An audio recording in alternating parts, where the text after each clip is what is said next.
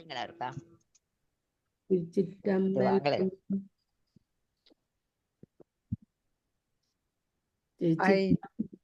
திருச்சிற்றம்பலம். ஊர்ல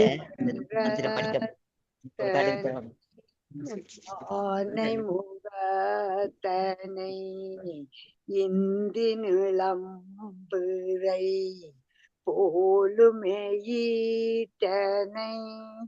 நந்தி மகந்தனை ஞான கொழுந்தினை பொந்தியில் வைத்தடி போற்றுகின்றேனே. திருச்சிற்றம்பலம். நாங்கள் இல்ல ஒன்றுதான் நிப்பாட்டுங்க. 5 கரத்தின மாத்திரம்தான். நாங்கள் இன்றைக்கு திருமந்திரத்துல 3வது தந்திரத்துல அட்டாங்க ஜோகம் என்ற தலைப்பில அட்டாங்க ஜோகத்துல 8 இது இருக்குது. என்ன?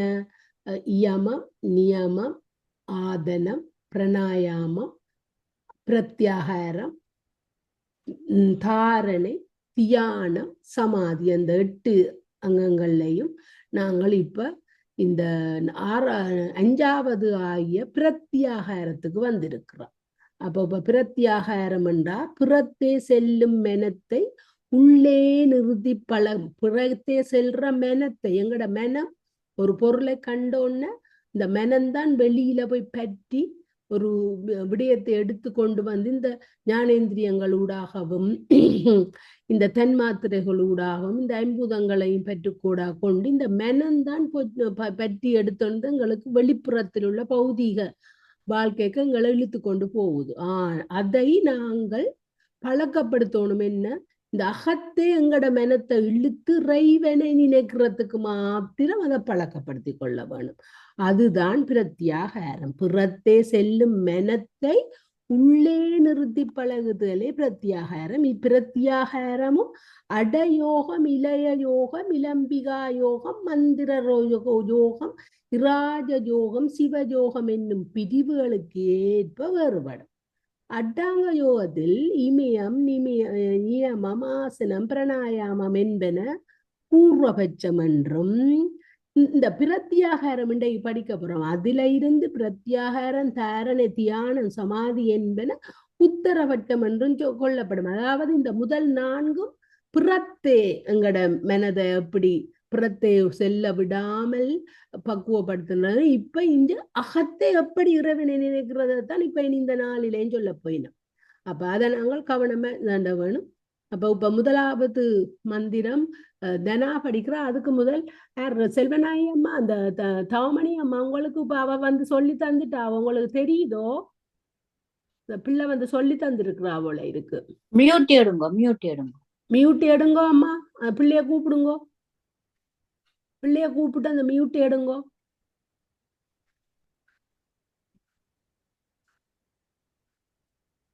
தொடங்க முதல் உங்களை தாண்டை விட அந்த பிள்ளைய கூப்பிடுங்க. உங்களை வந்து நின்றா ஒரு பிள்ளை மியூட் எடுங்க சொல்லுங்க. மாதிரி எடுக்க தெரியல. அந்த பிள்ளை வந்து எடுக்கட்டும்.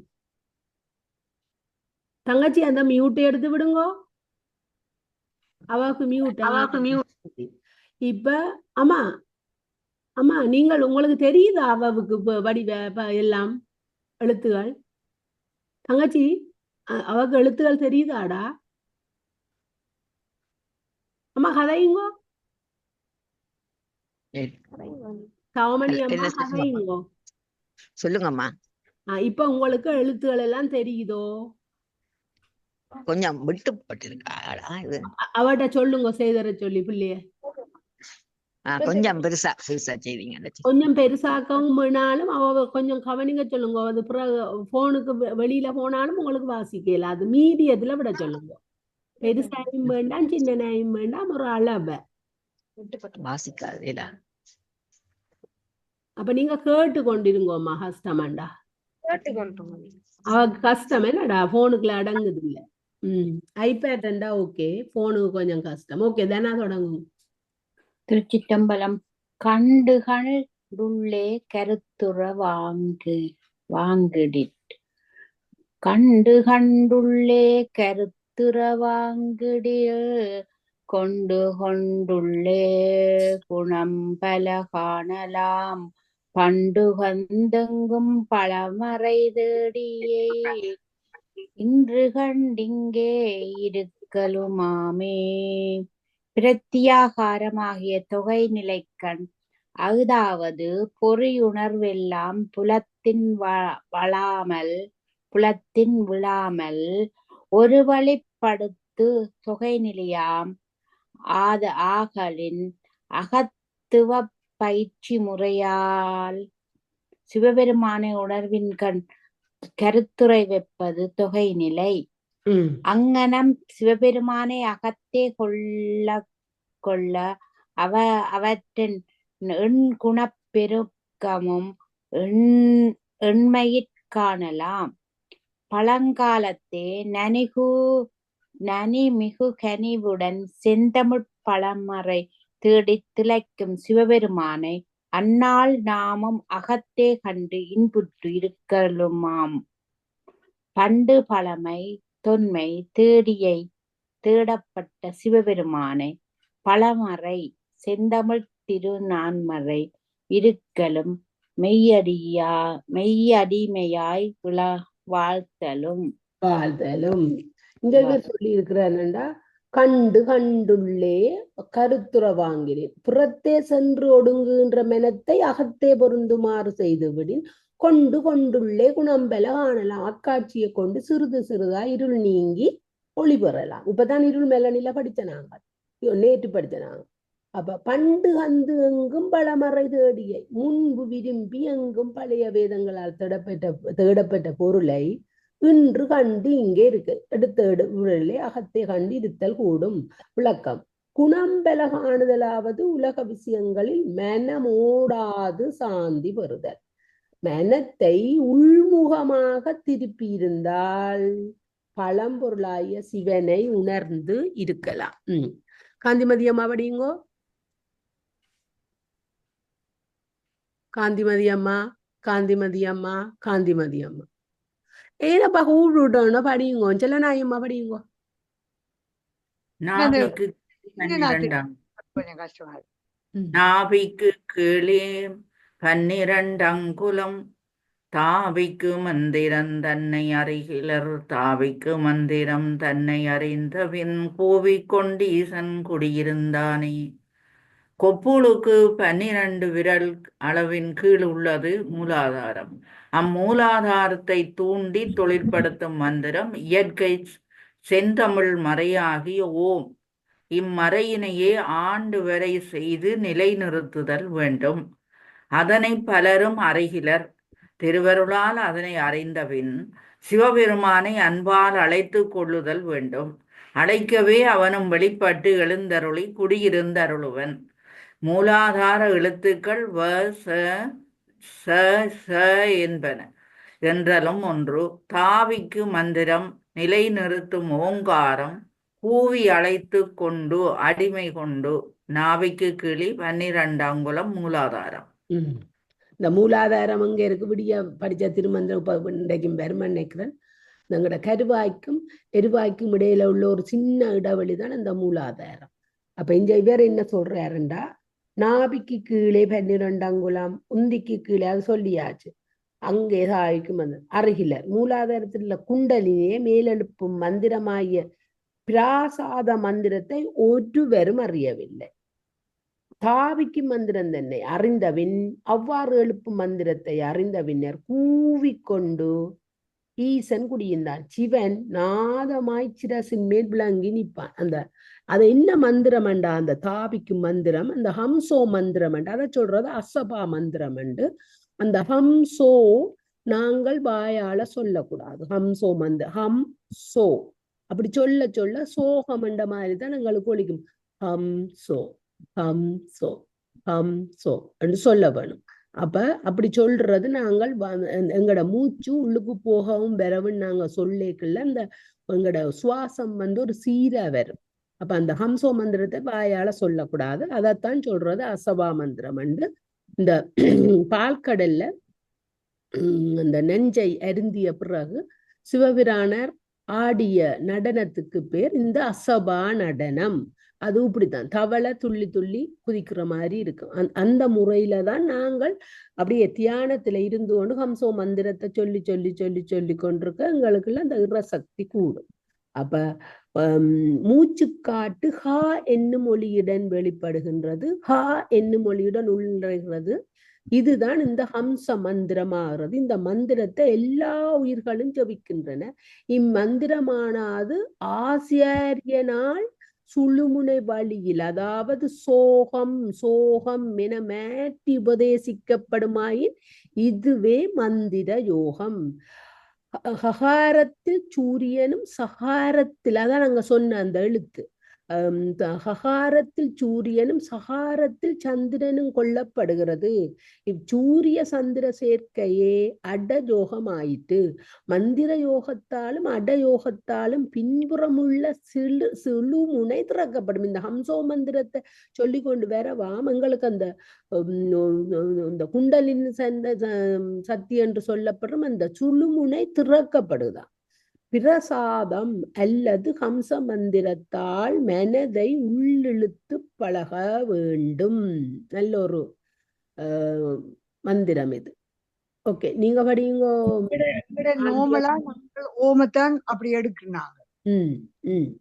அது ஹதயோகம்னு சொல்லிவினம், அது சொல்லிவினம்.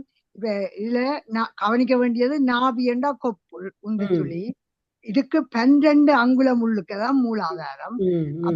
மூலாதாரத்துல நிலைநிறுத்தி சொல்லப்பட வேண்டிய மந்திர மொழியை பலரும் அறியாமே இருக்கிறோம்.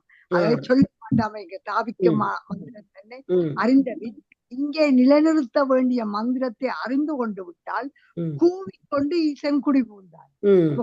போட்டுக்கொண்டு தேவனை ஓடி வந்து அங்க அப்படி செய்யறவரை, அப்படி சிந்தையில வச்சு செய்யறவருக்கு அவன் குடிகொள்வான்.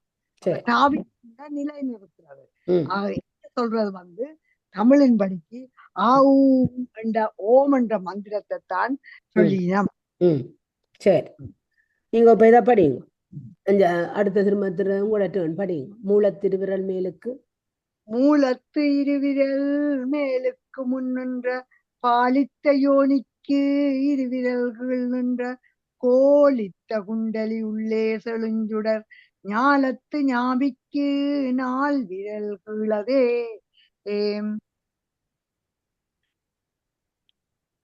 மூலாதாரத்துக்கு 2 விரல் மேலும் குறிக்கு 2 விரல் கீழும் உள்ள இடம் பாப்பிருக்கையாகிய வட்டமாகும்.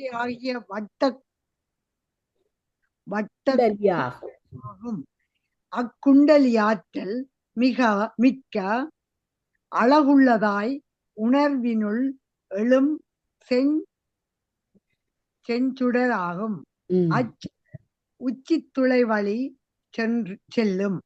மேலும் அச்சுடர் கொப்பூளுக்கு கீழ் 4 விரல் எல்லையிலும் பரவி இருக்கும். அது பற்றியே மெய்கண்ட நாயனாரும் அஞ்செழுத்தால் குண்டலி செய்தோமம் என்று அருளினார். ஜோனி என்றால் குறியிடம், செஞ்சுடர் என்றால் உச்சி துளை வழி, இடமந்திர மார்க்கம், அந்த இடவெளியோட அதுக்குள்ளால போறது. இது பாலித்த என்றால் பிழைப்பை தருகின்ற என்றும், கோலித்த என்றால் வட்டமாய் உள்ளது என்றும் கூறப்படுகின்றது. சரி, இப்ப இவர் சொல்லி இருக்கிறார் எங்கட வரதராஜனையா முன்மந்திரத்தால் நாபியிலிருந்து மூலாதாரம் 12 விரற்கட்டை என்றார். இது வெளிப்புற அளவு. இம்மந்திரத்தில் 4 விரற்கடை என்கிறார். அது உட்புற அளவு. இங்கு சோதி உதிக்கும் இடம். மூலாதாரத்துக்கு மேலும் நாபிக்கு கீழ்மில குண்டலியில் செஞ்சுடர் உள்ளது. அது அப்படியே எங்களுக்கு வாசிக்க எங்களுக்கு விளங்குது. ஆனபடியா அப்ப அடுத்த மந்திரம் யார் படிச்சது முதல்? யார் தனாவடிங்க?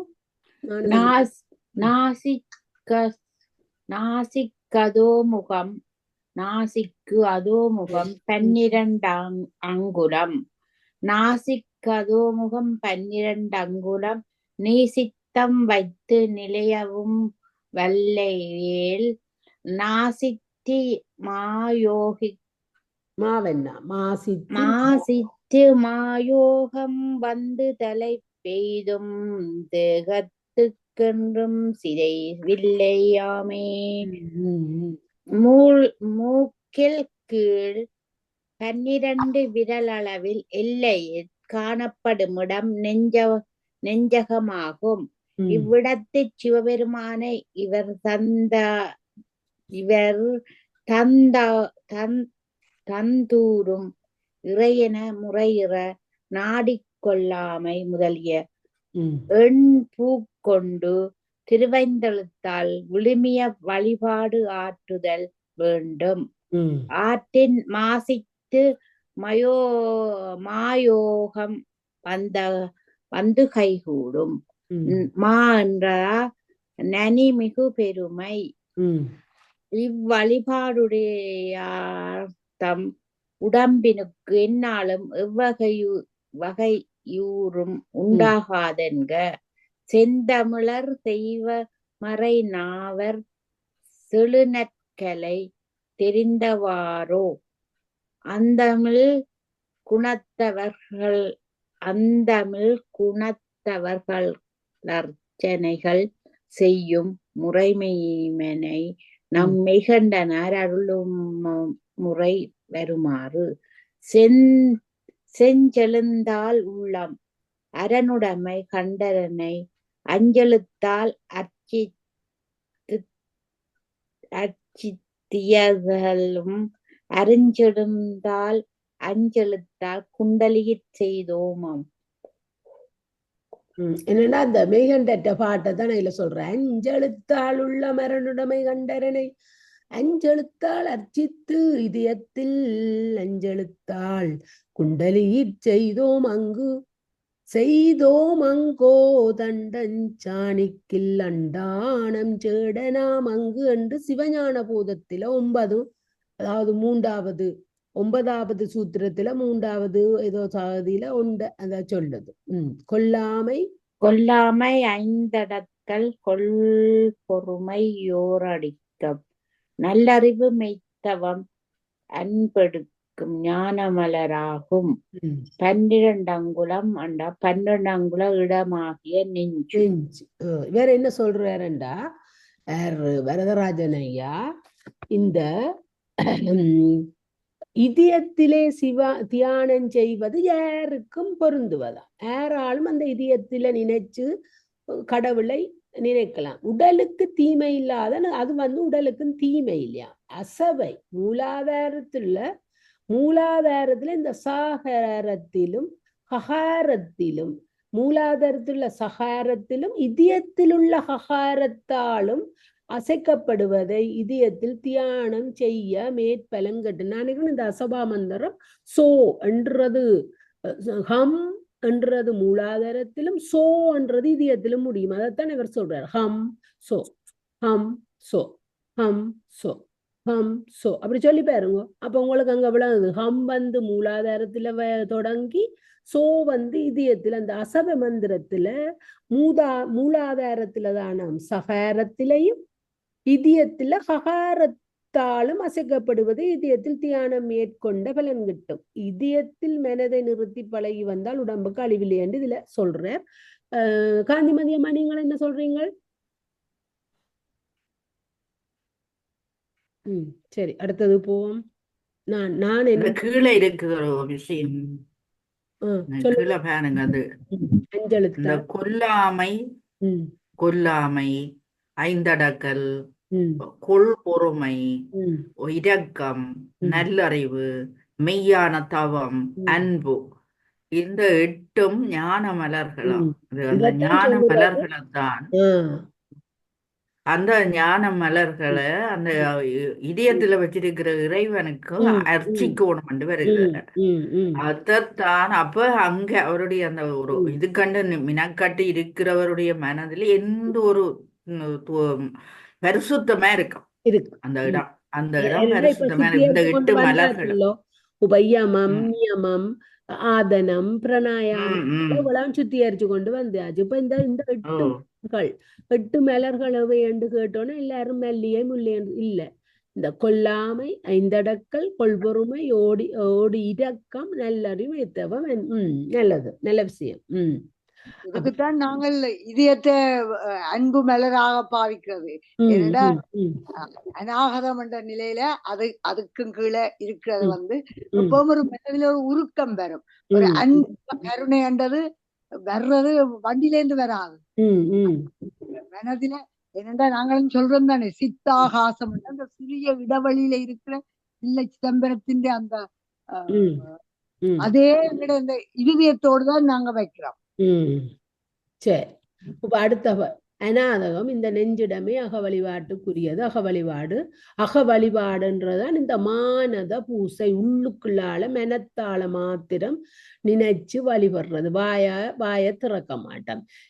இதுக்கு சொல்றது மானத பூசை. அதோ முகமண்டா கீழே இருக்குது. சரி, இப்ப அடுத்த வந்து நான் சிவன்ல அந்த 5 முகத்தோட மேலே இருந்து நடுவில இருந்து வந்ததுதான் அதோ முகம். அதிന്റെ பார்வை கீழ் நோக்கித்தான் இருக்கும். முருகனுக்குத்தான் சொல்லினா. நன்றி.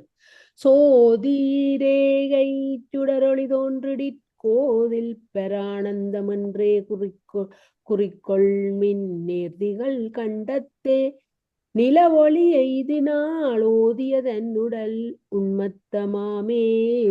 அகத்தே பிறைக்கீட்டு போலும் சுடரொளி தோன்றினால் அதுவே குற்றமற்ற நற்றவ பேரின்பமாகும். அதனை திருவருள் நினைவால் குறிக்கொண்டு ஒழுகுங்கள். ஒழுகவே மிடராய விசித்தினிடத்து நிலவொளி தோன்றும். அந்நிலவொளி தோன்றினால் புகழ்ந்து சொல்லப்பெறும் உன் பொன்மேனி சிவன்மயமாகும், சிவன் பயமாகும். அதாவது உன் நுகர்வு அனைத்தவின் சிவன் நுகர்வாகும். கண்டத்தே, அதாவது கழுத்திடமாக விசுத்தி, கண்டமண்டா இந்த கழுத்து, இந்த விசுத்தி தான் சொல்றது. பரவசம், தன்னிழப்பும், தலைவன் உழப்பும், உழப்பு அண்டா இறைபணி. இரேகச் சுடரொளி கீட்டு போன்ற ஒளி, கோதில் குற்றமில்லாத, உண்மத்தம் பரவசம். அப்ப இதையும் இப்ப இவர் சொல்றார் எப்படியண்டா, மனத்தை கண்டத்தானத்திலே நிறுத்தும் போது நிலவொளி தோன்றினால் ஆனந்த பரவசம் உண்டாகும். இந்த கண்டத்தில்தான் எங்களுக்கு என்ன, அந்த நாங்கள் கனவு நிலைக்கு போறோம். கனவு நிலைக்கு போக அந்த கண்டத்திலே இந்த நாங்கள் ஞானேந்திரியங்களையும் கண்மேந்திரியங்களையும் விட்டுடுவோம். எங்களோட உடம்பு அங்க ஞானேந்திரியத்துக்கும், அதாவது எங்களோட மெய்வாய் கண் மூக்கு செவிக்கும், மற்றது இந்த கண்மேந்திரியமாகிய கை கால் வாய் கருவாய் எருவாய் இதுகள் ஒன்றுக்குமே வேலை இல்லாமல் நாங்கள் அந்த அப்படியே அந்த கண்டத்துல நிறுத்தி இறைவனை வழிபடைக்குள்ள எங்களுக்கு எங்களோட அந்த பௌதிக செயல்ல இருந்து நாங்கள் விடுபடுறோம். அதுதான் அந்த பிரத்யாகார நிலைக்கு போறது, இறைவனை உள்ளுக்குள்ள நாங்கள் நினைந்து வழிபடுவது. யாருமே சொல்ல போறீங்களோ?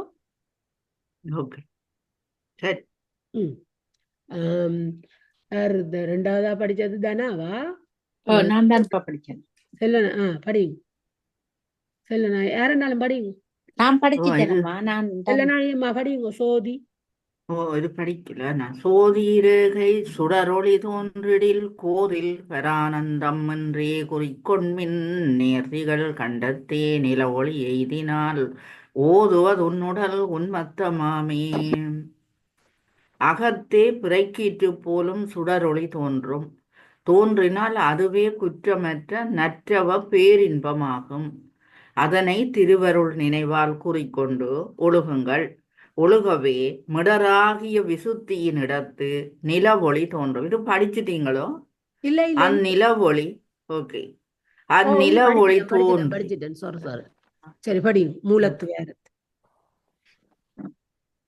மூலத்துவாரத்தை முக்காரமிட்டிரு மேலை துவாரத்தின் மேல் மனம் வைத்திரு வேலொத்த கண்ணை வெளியில் விழித்திரு காலத்தை வெல்லும் கருத்திருதானே. செல்லவே நிமிர்ந்து நன்றாயிருந்து அயிர்ப்பின்றி உயிர்ப்பினை அடக்கி மூலத்துளையை வலிதின் அழுத்தி அடைத்திருப்பாயாக. அதன்பின் உச்சித்துளையாகிய நடு நாடியின் முடிவிடமாம் மேலை துவாரத்தின் மேல் மனம் வைத்திருப்பாயாக. இம்முறையால் வித்தமிழ்த்தாகிய இந்திரியம் உடம்பெங்கனும் செறியும் வேல் போலும் கூரிய அமர்கண்ணை விழித்திருப்பாயாக. விழித்திருத்தல் என்பது புறநாட்டமின்றி உறக்கமின்றி அகநாட்டமுற்றிருத்தல். அங்ஙனம் இருப்பதே வாழ்நாட்கு அலகாய் வயங்கொளி மண்டில காலத்தை வெல்லும் கருத்தென்பதாகும்.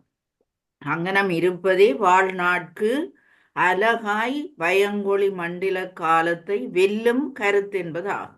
விடுமுறை நாட்களை சேர்த்து வைத்துள்ள பணியாளர் பின் ஆண்டு கணக்காய் பணியின்றி ஊதியம் பெற்று காலத்தை நீடிப்பது போல நீடிப்பது இதற்கு ஒப்பாகும். மேலை துவாரம் புருவ நடுவில் உள்ள நடுநாடி துளை.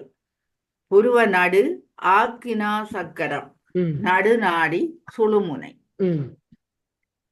இந்த இதை சொல்றது இதைத்தான் ஆக்ஞை என்று சொல்றது. புருவ நடுவில் இதுலதான் இறைவன் எந்த நேரம் நடமாடிக்கொண்டார். அதான் இந்த இடத்துல நாங்கள் பொட்டு வைக்கிறது. இந்த இடத்துல ஒரு ஆசாரியாரோ இல்லாட்டி மற்ற எங்கட கணவர்களோ அவையில தவிர மற்றவைகளை பொட்டு வைக்க விடக்கூடாதான்.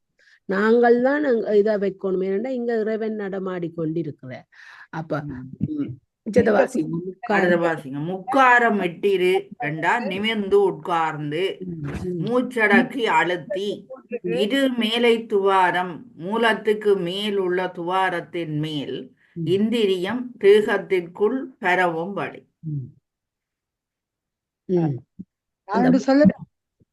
உங்களிலும் வாசிச்சு பாருங்க.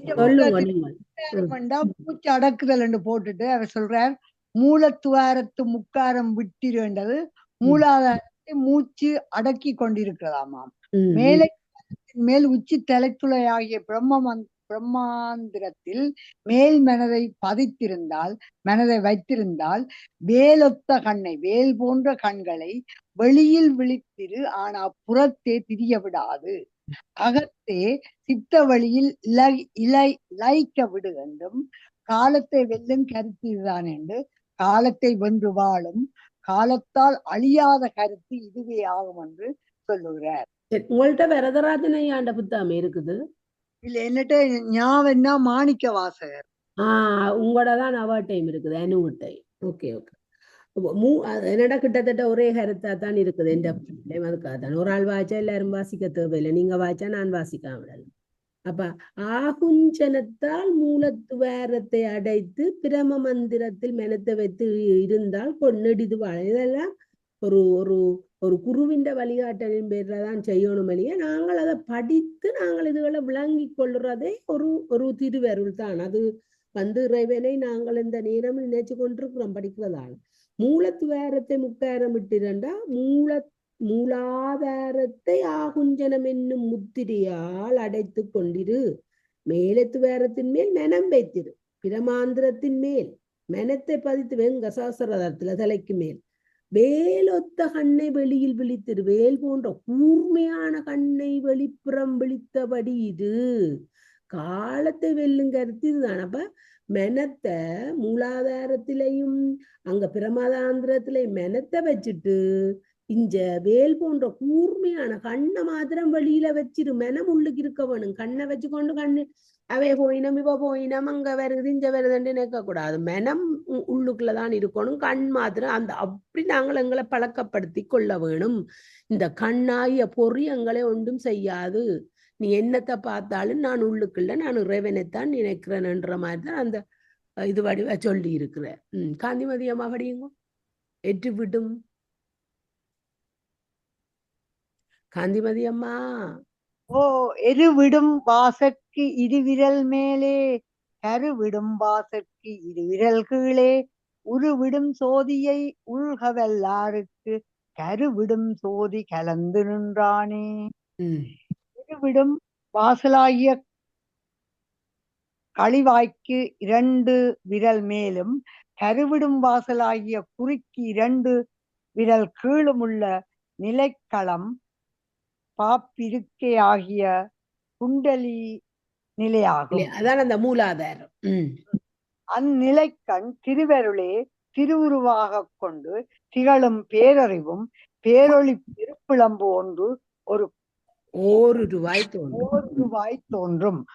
அப்பிளம்பினை அருளால் உணர்வில் கண்டு ஓவாது நினைக்க வல்லவர்கட்கு கருவாகிய பிறப்பினை விடுவிக்கும் அச்சிவப்பிளம்பு வெளிப்பட கலந்து விளங்கி நின்று அருளினான். கருவிடும் சோதி என்றா வினை முதல் காரணமாய் நின்ற சிவன். எருவிடும் வாசல் என்றால் மலத்தை கழிக்கும் மூலம். கருவிடும் வாசல் என்றால் இந்திரியம் வெளிப்படும் வழி. உருவிடு சோதி பிறப்பினை ஒழிக்கும் சிவபெருமான். எவ்வளவு எருவிடும் வாசல், கருவிடும் வாசல், உருவிடும் ஜோதி, அவர்தான் பிறப்பினை ஒழிக்கும் சேருமான். சொல்லுங்க, உங்களோட புத்தகத்துல என்ன இருக்கின்றதை விளங்கப்படுத்தி விடுங்க. எருவிடும் வாசல் என்றால் மலக்குழி. இதற்கு 2 விரல் மேலே, 2 விரல் மேலே கரு உறுப்பாகிய குறிக்கு கருவிடும் வாசல். இதற்கு 2 விரல் கீழே இங்கே மூலாதாரத்தில் உருப்பெறும் குண்டலினி சக்தியை உள்க வல்லாருக்கு நினைத்திருக்க கூடியவர்களுக்கு கருவிடும் சோதி உயிர் அளிக்கும் பரம்பொருள் சோதி வடிவிலே கலந்து நின்றானே காண கிடைப்பான். உருவிடும் என்றால் உருவாகும், உள்குதல் என்றால் நினைத்தல். அதான் என்ன முதல் சொன்னவர் முதல் பாட்டுல மூலாதாரத்துல அந்த மெனத்தை வச்சு, பிறகு பிரமதந்திரத்தில மெனத்தை வச்சு கண்ணை விழித்து இரு என்று சொல்லி அந்த மெனத்தை ஆனா மூலாதாரத்திலையும் பிரமதந்திரத்திலையும் வைக்கணும். இப்ப சொல்ற இந்த மெனத்தை மூலாதாரத்தில் உள்ள சோதியில நிறுத்த வேண்டும். இப்ப நாங்கள் அந்த மெனம் அப்படியே ஒருமைப்பட்டு அங்க மூதாளத்துல இருந்து வச்சால்தான் அந்த குண்டலின் சக்தியை எழுப்பலாமன்றத இங்க இனி அடுத்ததுல சொல்ல போறாரோ தெரியல, பாப்போம். தனாவடியுங்கோ. ஒரு கால் உபாதியை ஒன் சோதி தன்மை. ஒரு கால் உபாதியை ஒன் சோதி தன்மை பிரித்துணர் வந்த உபாதி பிரிவை கரைத்துணர் உன்னல் கரைதல் உள்நோக்கல் பிரித்தியாகார பிரத்யாகார பெருமையதாமே. திருவருளால் துன்புறுத்தும் உபாதியாகிய மாயையை அளவிடப்படாத ஒள்ளிய பேரொளியாக விளங்கும் சிவபெருமானை வேறு பிரித்துணரும் ஆருயிரை மாயென்றும் பிரித்து சிவத்துடன் சேர்க்க நினைத்தல், சேருமாறு அகத்தவத்தால் கரைத்தல், உணர்வினுள் நோக்கல் ஆகிய அருஞ்செயல்களை தொகை நிலையாகிய பிரத்யாகாரம் என்ப. பிரத்யாகாரம் தொகை நிலை, அதாவது ஆவியை ஆண்டவனை ஏவினை தொகுத்துண்டா காண்டல்.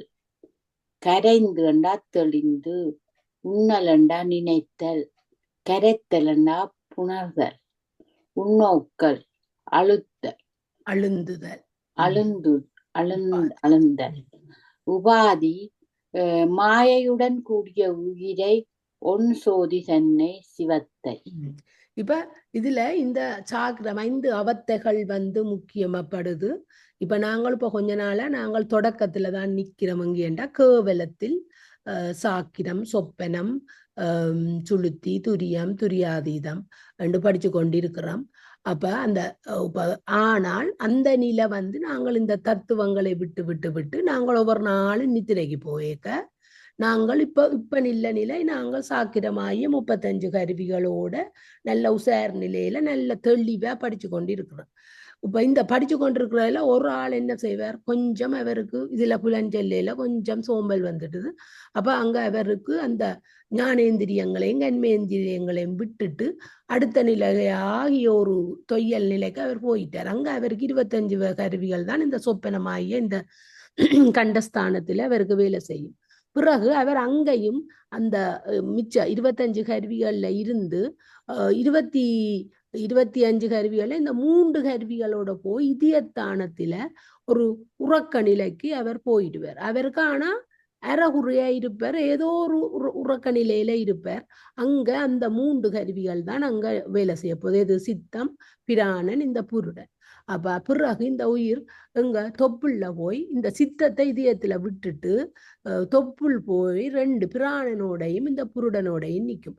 பிறகு நல்ல நித்திரைக்கு மயங்கி மயங்கி அதிபேர் அங்க வீட்டுல கள்ளன் வந்தாலும் தெரியாத நிலைக்கு போறன்ல அந்த உயிர் படகு அங்க புருடன் மாத்திரம் மூலாத. இதை சொல்றது கேவல கீழாளபத்தை.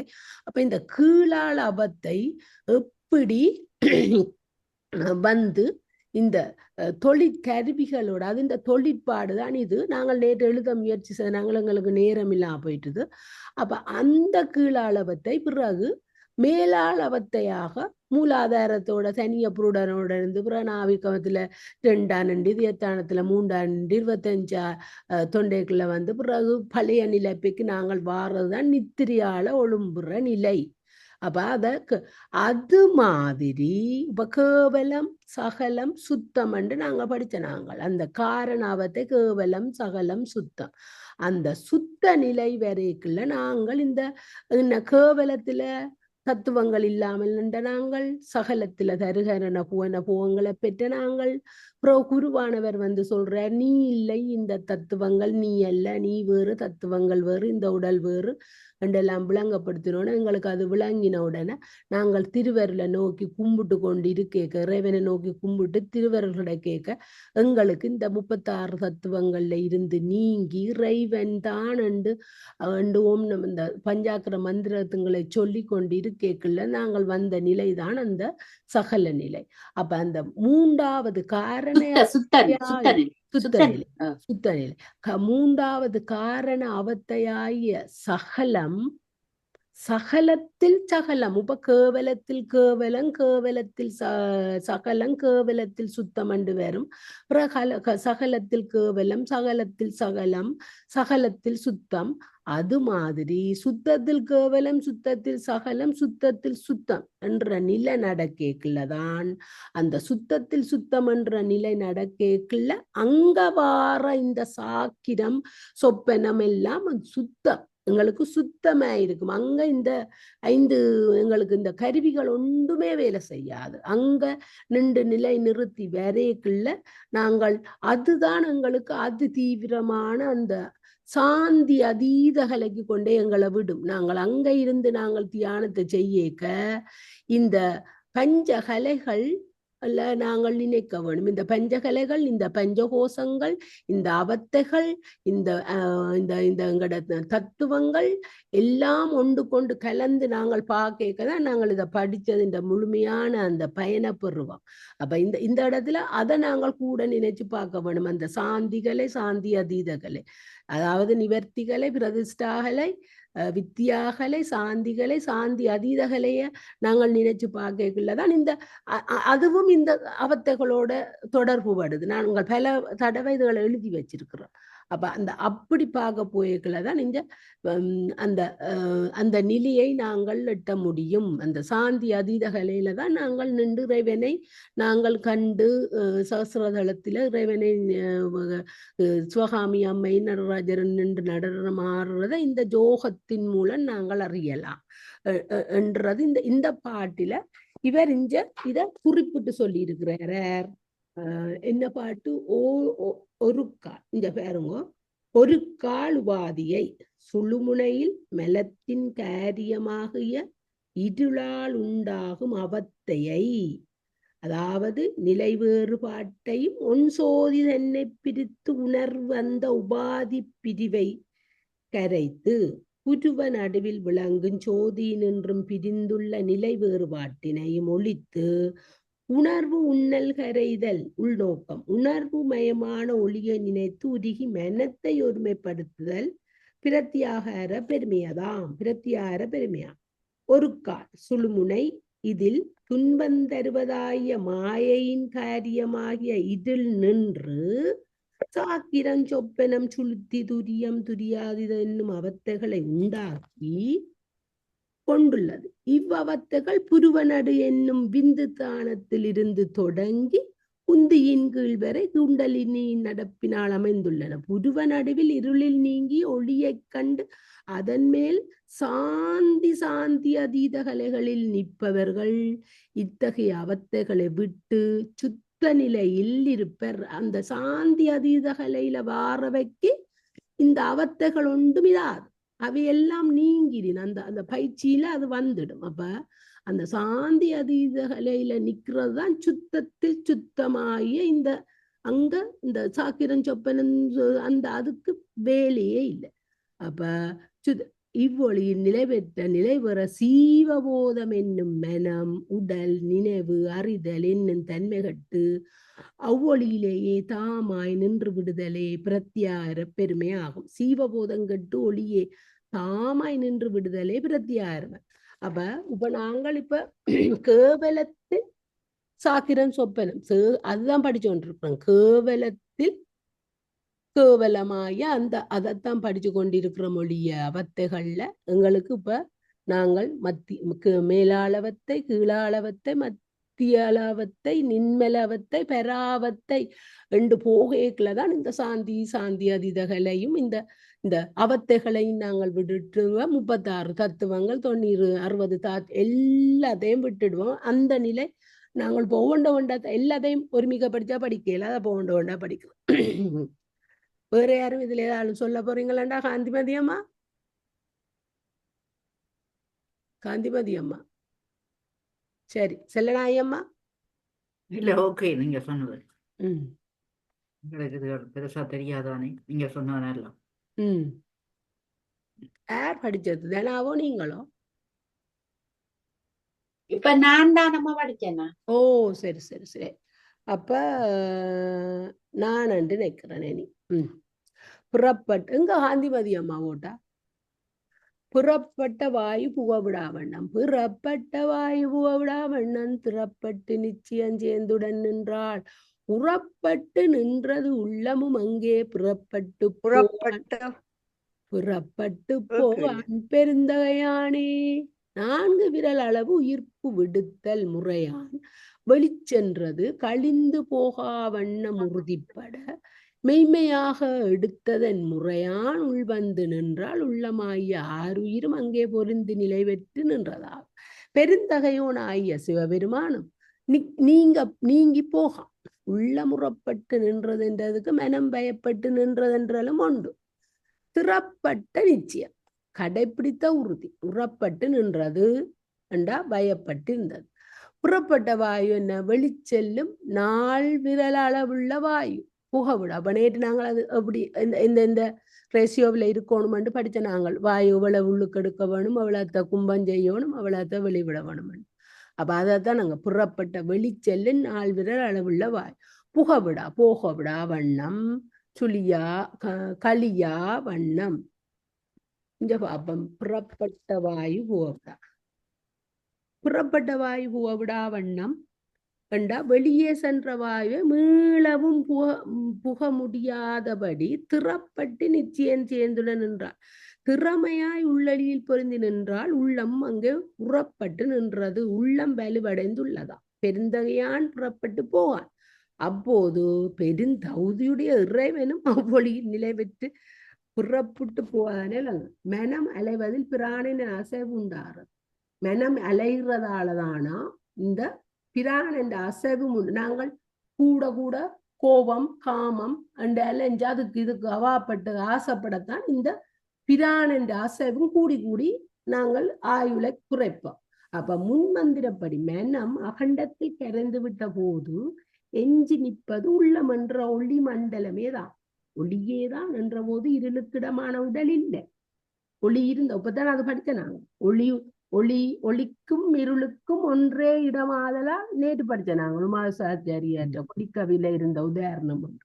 அப்ப அந்த ஒளி உள்ளுக்குள்ள வந்தால் இந்த இருள் வந்து அங்க இடம் இல்லை, சுவாச இயக்கமும் இல்லை, வெளிச்சென்ற வாயு உள்ளே புகாது நின்று விடும். இதற்கே கேவல கும்பகம் என்று பெயர்.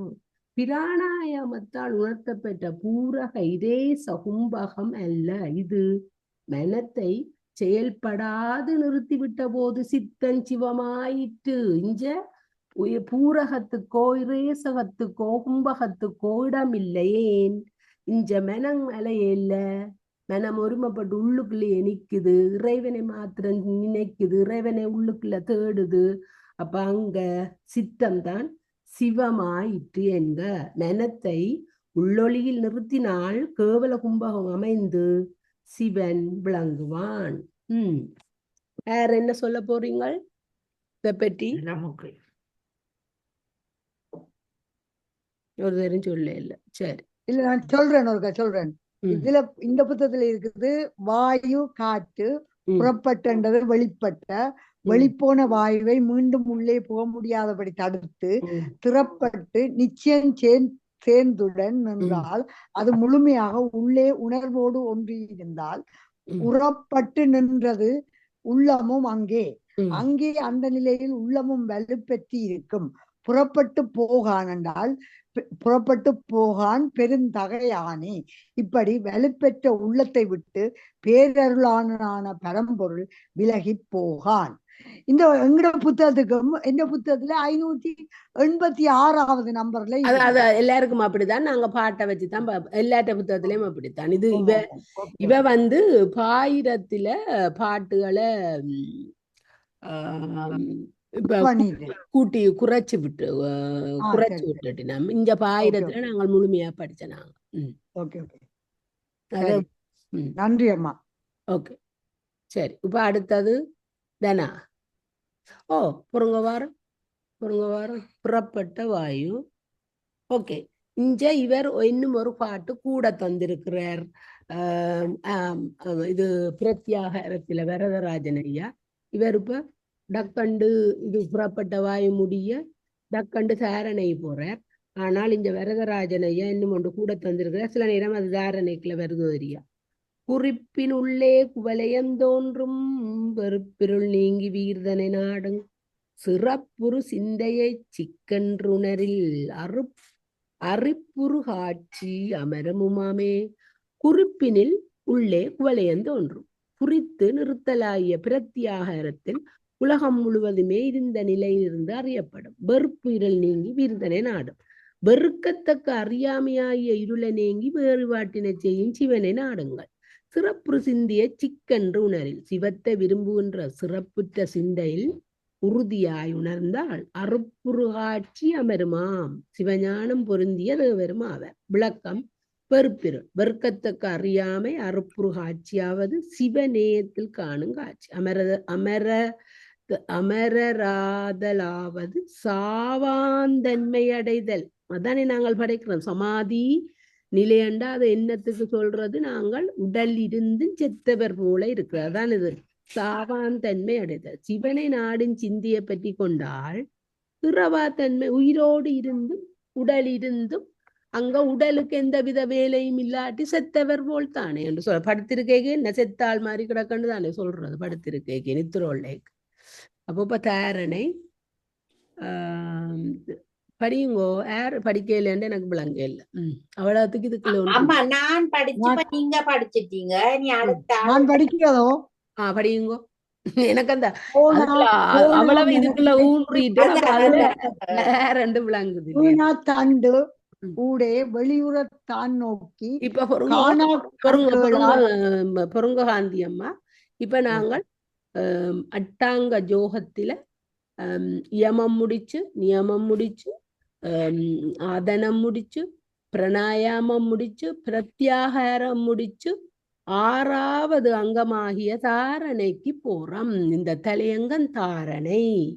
7வதோ 6வது அது அவர் வேறையும் ஒன்று பாட்டு போட்டபடியா, தலையங்கம் போட்டபடியா, அட்டாங்க ஜோகத்தை பற்றி முதல் சொன்னவர். அவர் சொன்னபடியா அவற்ற நம்பர் அது சரி, அதுல பிள்ளை இல்லை. அவர் முழுக்கொருக்க அட்டாங்க ஜோகத்துக்கும் ஒரு விளக்கம் சொல்லித்தான் இதுகளை தொடங்கினவர். அப்போ ஆனால் நாங்கள் போறது 6வது. சரிதானே நான் சொல்றது? 6வது தானே? தாரணை 6வது. சரி, படியுங்கோ. போனா மனத்தை குறிக்கொண்டு கீழ்கட்டி வீணா தண்டூடே வெளியுறத்தான் நோக்கி காணா கண்கேளா செவியென்று இருப்பார்க்கு வாழ்நாள் அடைக்கும் வழி அதுவாமே. பொறை நிலையாகிய தாரணை என்பது மனத்தினை ஒரு வழி நிறுப்பதாகும். மனத்தினை ஒரு வழி நிறுப்பது பொறைநிலை என்பதும் காண்க. புலன்களை பற்றி கொள்ளும் பண்பு வாய்ந்த மனத்தினை திருவருள் நினைவால் புலன்வழி புகா விடாதும் கீழ்நோக்க விடாதும் புரிந்து கட்டுவதாகிய அடக்குதலை செய்தல் வேண்டும். அங்கனம் அடக்கிய பின் உணர்வுகள் கொண்டு நடுநாடி வழியாக திருவருள் வெளியினை உற்று நோக்குதல் வேண்டும். நோக்கினால் அகத்தே அறிவின் கண் காது முதலிய கருவிகள் இன்றியே காண்டலும் கேட்டலும் ஆகும். அவற்றையே ஈண்டும் காணாக்கண் கேளாச் செவி. கொஞ்சம் முயத்துங்கோ. நான் கொஞ்சம் யோசிக்கிறேன். நாங்கள் இதுல 10 பாட்டு இருக்குது, முடிக்க மாட்டேன். தாரணை நாளைக்கு படிப்போம் என்று யோசிக்கிறேன். நீங்கள் எல்லாம் நாளைக்கு படிப்போம். ஓம் நம 2 அந்தரப்பட்டு இப்ப முடிக்க வேணும். ஓம் நம சிவாய, ஓம் நம சிவாய, வாழ்க வளமுடன், திருச்சிற்றம்பலம். இதே பாட்டு நாளைக்கும் படிப்போம். திருப்பி தான் படிப்போம்.